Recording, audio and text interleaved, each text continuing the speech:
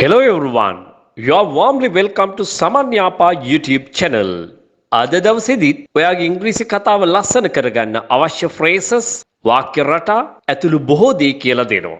ඒ නිසා සුපුරුදු විදිහටම පාඩමේ මුල ඉඳන් අවසානයේ දක්වා රැඳී ඉඳිමින් හොඳින් ශ්‍රවණය කරන හොඳින් නරඹන ඔයාට මේ සියල්ල අඩු නැතුව ඉගෙන ගන්න හැකියාව තියෙනවා.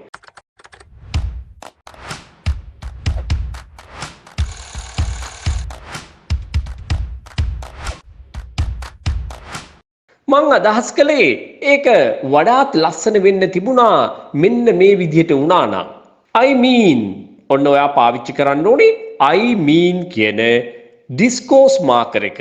එහෙම නැත්නම් gap filler එක තමයි අපි මෙහිදී පාවිච්චි කරන්නේ. I mean if the film was a bit short. I mean මං අදහස් කළේ if the film චිත්‍රපටය was a bit short ටිකක් කෙටි වුණා නම් it would have been better වඩාත් ලස්සන වෙන්න තිබුණා. එහෙමනම් මේ වාක්‍ය ලියවිලා තියෙන්න ඕනේ conditional sentences පාඩම හා සම්බන්ධව කතා කළොත් type 3 යොදාගෙන.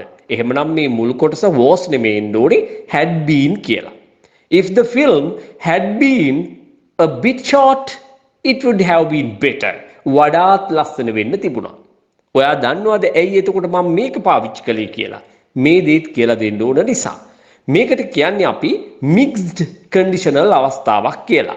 Conditional sentences type 2 සහ type 3 මිශ්‍ර කිරීමෙන් මෙන්න මේ නිර්මාණය ඇති කරගන්නවා. එතකොට අපි ඒකට කියනවා mixed conditionals කියලා. අපි සාමාන්‍යයෙන් කතා කරන්නේ conditional type 1, 2, 3 සහ 0 conditionals කියන අවස්ථාව. නමුත් පස්වෙනි අවස්ථාවකුත් භාවිතයේ තියෙන බව හොඳින් මතක තියාගන්න අවශ්‍යයි. අන්න ඒ නිසායි මේ උදාහරණය දුන්නේ. ඉතින් මේකට කියන්නේ mixed conditional එකක් කියලා. type 2 වාක්‍ය රටාවේ මුල් කොටසයි type 3 වාක්‍ය රටාවේ අවසාන කොටසයි එකතු කිරීමෙන් තමයි මේ රටාව නිර්මාණය කරන්නේ. මේකට අපි කියනවා mixed conditional sentence එකක් කියලා. I mean if the film was a bit short, otherwise you can say if the film had been a bit short, it would have been better. Yeah, I agree with you. Oh, මාත් ඔයත් එක්ක එකඟ වෙනවා. I mean, it's not rocket science. මම මේ අදහස් කළේ මේ rocket science ඉගෙන ගන්න ඕනේ නෑ මේ දේ තේරුම් ගන්න. අන්න එවැනි අවස්ථාවකදී අපි මේ වගේ කතා කියනවා. I mean, it's not rocket science. You just have to follow the instructions. ඔයාට මේ ඉන්ස්ට්‍රක්ෂන්ස් උපදෙස් ටික ෆලෝ කරන්න විතරයි තියෙන්නේ. මේක මහ ලොකු දෙයක් නෙවෙයි. Okay, I understand what you are saying. හරි මට තේරෙනවා ඔයා මොනවද කියන්නේ කියලා. එහෙනම් මේ උපදෙස් ටික පිළිපැදපුවාම ඒ අදාළ කාරණාව කරගන්න පුළුවන් කියන එකයි මේකෙන් කියවෙන්නේ. I mean, she said that she would come. මම මේ අදහස් කළේ එයා කිව්වනේ එයා එනවා කියලා. But then නමුත් ඊට පස්සේ she didn't show up. ඊට පස්සේ එයා ඉතින් පේන්නේ හිටියේ නෑනේ. දැක්කවත් නෑනේ. I don't know why. මම දන්නේ නෑයි කියලා. මම මේ show up සම්බන්ධව තවදුරටත් පැහැදිලි කිරීමක් කරන්න මෙන්න මේකෙන් පස්සේ. That's disappointing. ඒක හරි නෑනේ. ඒක හරි upset වැඩක් නේ. She should have at least let us know. She should have at least අඩුම තරමින් let us know. අපිට දැනගන්න ඉඩ තියන්න තිබුණානේ. අපට දන්වන්න තිබුණානේ අඩුම ගානේ කියලා කියනවා. නැවත බලමුද? I mean, she said that she would come, but then she didn't show up. I don't know why. That's disappointing. She should have at least let us know. Okay, now look at this. Show up, to appear, arrive or attend. Especially suddenly or erratically. බොහොම ඉක්මනින් ක්ෂණයෙන් පේනවා. To be easily visible. බොහොම පහසුවෙන් පේනවා. මේ බලන්න සුදු මේස රෙද්දක පැල්ලම් මෙහෙම හිටියොත් කොහොම හිටීද? අපිට පහසුවෙන්ම පේනව නේද? අන්න ඒක ඉංග්‍රීසියෙන් කියන්නේ මෙහෙම. Stains කියන්නේ පැල්ලම්. Really show up. ඉස්මතු වෙලා පේනවා.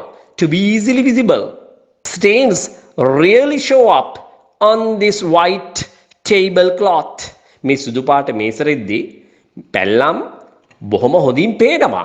පහසුවෙන්ම පේනවා කියන එකයි කියන්නේ. To make visible, to expose. This bright light shows up.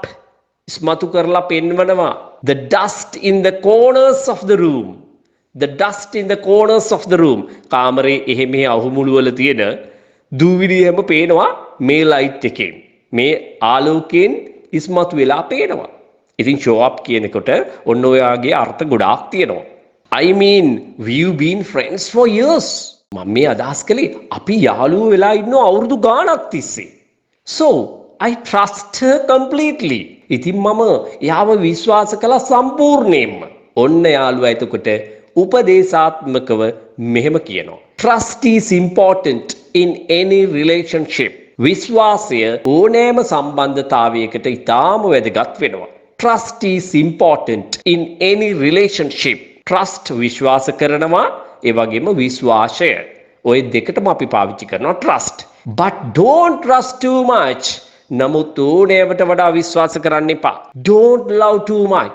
ඕනෑවට වඩා ආශා කරන්න එපා. එහෙම නැත්නම් ආදරය කරන්න එපා. And don't hope too much. ඕනෑවට වඩා බලාපොරොත්තු වෙන්නත් එපා. You know why?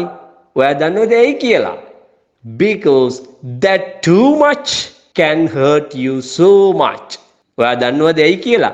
අර too much ප්‍රමාණය අර අපි වැඩියෙන් කරන ආදරය, විශ්වාසය, බලාපොරොත්තුව අන්න ඒක දවසක can hurt you so much. අන්න එය ඔබව රිදවාවි බොහෝ සෙයින්. අන්න එහෙම උපදේශාත්මකව යාළුවා කියනවා. නැවත බලමු. I mean, we've been friends for years. So I trust her completely. Trust is important in any relationship. But don't trust too much. Don't love too much. And don't hope too much. You know why? Because that too much can hurt you so much. I mean, it's just common sense to wear a seat belt while driving. මං අදහස් කළේ seat belt එකක් ක්‍රියාපදවුණකට දාගන්නවයි කියන එක සාමාන්‍ය දෙයක් නේ. common sense එකෙන් දැනෙන්න ඕන දෙයක් නේ කියලා කියනවා. Absolutely. Safety should always come first. සැබවින්ම ආරක්ෂාවට තමයි එක දෙන්න ඕනි කියලායි මේ කියන්නේ. I mean, what's the harm in giving it a try? මං අදහස් කළේ මොකක්ද තියෙන ප්‍රශ්නය ඒකට උත්සාහ කරපුවාම? What's the harm in?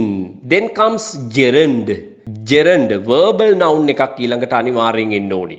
I mean, what's the harm in giving it a try? Giving it a try. උත්සාහ කරලා බලපුවාම මොකක්ද ඇති වරද? You're right. It's worth trying. ඔයා හරි. ඒක උත්සාහ කරන්න වටින දෙයක්. මේ බලන්න තවත් වාක්‍ය රටාවක්. It's worth trying. උත්සාහ කරන්න වටිනවා. It's worth reading. කියවන්න වටිනවා. It's worth going. යන්න වටිනවා. It's worth learning. ඉගෙන ගන්න වටිනවා. So don't you think that it's worth learning these patterns? So it's worth learning all these speaking patterns, isn't it? I mean, it's clear that she's upset. මං අදහස් කළේ හරි පැහැදිලි. එයා හින upset එකේ ඉන්නේ. So why don't you go and talk to her? ඉතින් ඇයි ඔයා ගිහිල්ලා එයත් එක්ක කතා කරන්නේ නැත්තේ? ඔන්න යාළුවා එතකොට මෙහෙම කියනවා. I guess. ඔව් මං එහෙම හිතාගෙන ඉන්නේ. ඔව් මං එහෙම හිතනවා. I should try to clear the air. I should try to clear the air. Clear the air means to assert a hostile situation. ඒ කියන්නේ මේ தත්ත්වය ටිකක් අඩු වෙලා යන්න ඉඩ තියෙන්න ඕනේ. දැන් අර අප්සෙට් මූඩ් එකේ ඉන්න වෙලාවේ කතා නොකර පොඩ්ඩක් ඒක දුරු වෙලා යන්න අවස්ථාව දෙන්න ඕනේ. අන්න ඒක තමයි කියන්නේ clear the air කියලා. I guess I should try to clear the air. මේක opposite එකත් ඔන්න මම දීලා තියෙනවා. Add fuel to the fire. ඇවිලෙන ගින්නට පිදුරු දානවා. අන්න ඒකේ opposite එක තමයි එතකොට clear the air කියලා කියන්නේ. තව තවත් මේ ප්‍රශ්නය අවුත්සනවා වෙනුවට එය මැකී යන්න, එය අඩු වෙන්න ඉඩ සලස්වනවා. Clear the air. I mean, there's no point in going there now. මං අදහස් කළේ එහි දැන් ගියාට ඇති පළක් නෑනේ. I was just about to tell you the same. මම මීට කලින් වීඩියෝ එකේදීත් මේක කිව්වා. නැවතත් කියන්නේ ඒක ලස්සනට මතක තියාගන්න අවශ්‍ය වෙන නිසා. Yeah, I was just about to tell you the same. මාත් ඔයාට ඒකමයි කියන්න හිතුවේ. I mean, there's no point in going there now. Yeah, I was just about to tell you the same. I mean, she's been there for me through thick and thin. So I owe her loyalty. I mean she has been there for me. මං අදහස් කළේ එයා හිටියා මාත් එක්ක. Through thick and thin. මොකද්ද මේ කියන්නේ? බලමු අපි මොකද්ද කියන්නේ කියලා.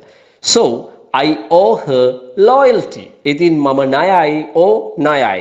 Her loyalty. ඇගේ පක්ෂපාතී බවට මම ණයයි. එයා මාත් එක්ක නිතරම හිටියා. කාලයක් තිස්සේ හිටියා කියන තමයි මෙතන has been. present perfect tense එක යොදාගෙන තියෙන්නේ. ඉතින් මොකද්ද මේ through thick and thin කියන්නේ? මෙන්න මේ දෙවෙනි අදහස මෙතන තියෙනවා. idiomatic both good and bad times. මොකද්ද එතකොට මේ thick and thin කියන්නේ? both good and bad times. හොඳ කාලවලදී වගේම නරක කාලවලදී ඇය මාත් එක්ක හිටියා. ඉතින් මම ඇගේ පක්ෂපාතීකමට ණයයි. අන්න අලුත් ෆ්‍රේස් එකක්. thick and thin. both good and bad times. Yeah, I was just about to tell you the same. මාත් ඔයාට ඒකමයි කියන්න හැදුවේ. එතකොට මිතුරත් ඒක අනුමත කරනවා. අනුමත කරන ගමන්ම එයා කියනවා මාත් ඒකමයි ඔයාට කියන්න හැදුවේ කියලා. I mean it would have been better if we hadn't met again. මං අදහස් කළේ අපි නැවත හමු නොවුණා නම් ඒක වඩාත් හොඳ වෙන්න තිබුණා.